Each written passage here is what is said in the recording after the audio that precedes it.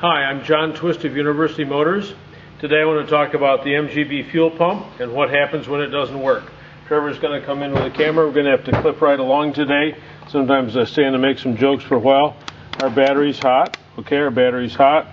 Let's hook up our fuel pump. Okay, hook up the fuel pump. Doesn't work. Okay, doesn't work. You can tell. All right, so now we're going to say, what are we going to do? I've already taken the tape off that surrounds the black plastic cap from the solenoid base, and I'm going to take the nut off here that holds the spade terminal on to the top. Here's the inside. Here's the inside of our pump. Here's the condenser.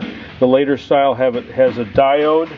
We're going to take the condenser off here, and we're going to take the points out. This is a couple of step process here, but we're going to get this guy. We're going to take the screw all the way out. This one, I know I can do this, and we're under a time constraint here, and we're going to take the top blades out. I know you can't see it very well. Trevor's going to come in here. These points are just filthy dirty. They may not show up as filthy dirty on your screen, but they are corroded and horrible. All right, he's going to pan back a little bit. We're going to take the solenoid. We're going to take the solenoid off the valve body. Remember that all the SU pumps and the carburetors are all built with British thread, so that even though these might appear to be 1032 cheesehead screws, they're not. They're 2BA. BA stands for British Association. That's the type of screw thread that's in the MGBs. Fortunately, a 2BA and a 1032 are so close that they can be used interchangeably. Now we have our solenoid separated from the valve body. Okay, there he goes. Here's the valve body. And then we're going to peel our diaphragm, our leather diaphragm, away from the solenoid, and we're going to unscrew him. Okay. Okay. He's loose from here. Now there's a pin here in the back. I'll push this pin out. I know I'm going pretty fast here, and out comes our points. So we're going to take the points and the blade on top. I already have a piece of sandpaper. I'm going to drag the points on here so they're nice and clean. We'll show them to you in just a minute. Oh boy, now Trevor's going to zero in on those. I hope those look shinier than they were, because they sure are. Now we're going to go ahead and put our points back into the cap. Here's our little axle here on the back. This is hard to do in any case, to get this all into place, let alone when I'm under a time constraint and I'm being photographed. But I'm going to do my best here. Here we go. Here's our little axle. He's through. Now I can go ahead and put the screw in on the one side with the capacitor or condenser underneath it. The function of this capacitor is to cut down on the amount of arcing that occurs at the points. The less arcing there is, the longer the points will last. Now here we go. We got this guy in here pretty snugly. We'll get the other side in pretty snugly, and we'll bring the other end of our capacitor underneath the other end of our solenoid wire. Easy for me to say, maybe we won't, or we probably will. It's difficult to do here. I'm going to take my clean blade. I'm going to bend the blade a little bit, but I'm not going to touch the points.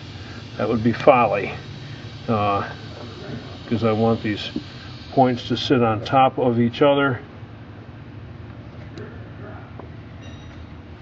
And here we are. They are pretty good now. And I'm going to take my diaphragm. We got to get him centered. He will find a spot up in here. I'm sure he will. Come on. Got to get him threaded up into the receptacle up on the points. I know we can do this. There we go. Then we're going to spin him around. Now take a look. The points, see how the points flip over, okay? And we're going to keep tightening up our diaphragm until the points no longer flip over. Well, he wants to there, but he isn't. I'm going to back him up one hole. There they go, okay? And we're going to take this, we're going to unscrew it a full turn. Unscrew our diaphragm a full turn.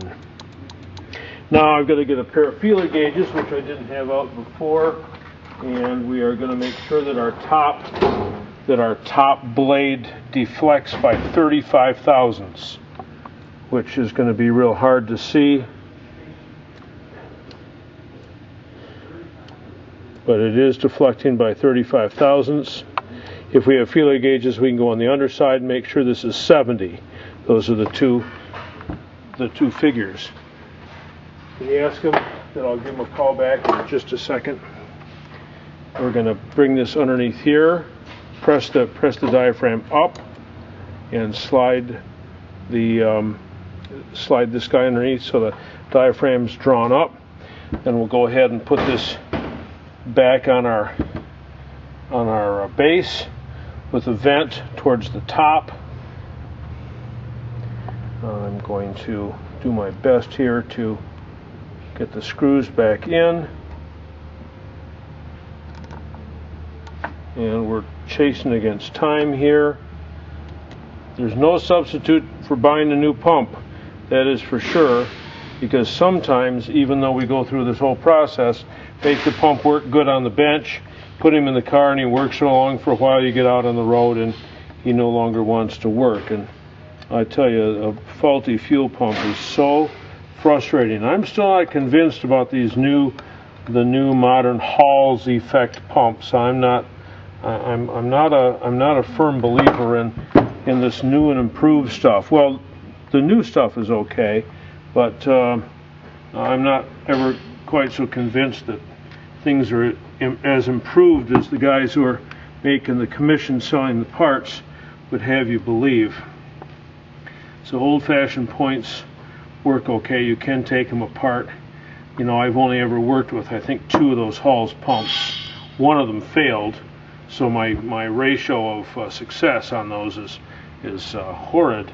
But it wasn't a fair representative sample of the pumps. So I'm getting right down to it here. I'm almost done. I get my screws almost done. And of course, what we're hoping for is that when I get this all done and back together and the cap on, that withdraw him, put our cap back on here, put our lead back on the top with our internal star washer, our 2BA brass nut. Remember that when we're done with this, I'm not going to do it because I'm out of time, but normally you would go ahead and tape this back up. Now let's go ahead and take our leads here and see if by something with a capacitor it'll run positive or negative earth. Let's see what happens here. Oh, it works. Okay.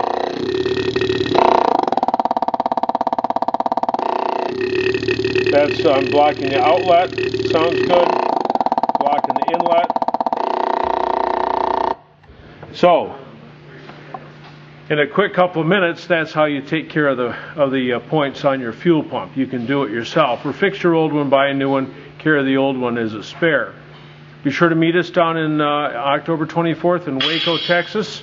We'll be down there for the Waco GOF 2008 at AOL.com. So it's always a pleasure. Talk to you guys later.